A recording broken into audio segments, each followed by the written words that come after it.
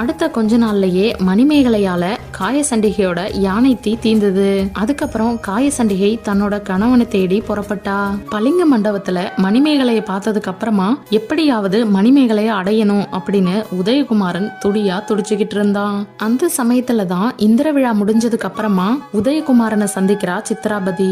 சித்ராபதி உதயகுமாரன் கிட்ட என்ன சொல்றான்னா, மாதவி மணிமேகலைய துறவு போக முயற்சிப்பதாவும் மணிமேகலையும் தன்னை அதுல ஈடுபடுத்திக்கிறா அப்படின்னும், நீ கொஞ்சம் தாமதிச்சா கூட மணிமேகலை உனக்கு கிடைக்க மாட்டா, ஆனா இப்பவே முயற்சி செஞ்சினா மணிமேகலைய நிச்சயமா கல்யாணம் பண்ணிக்கலாம் அப்படின்னு சொல்றா.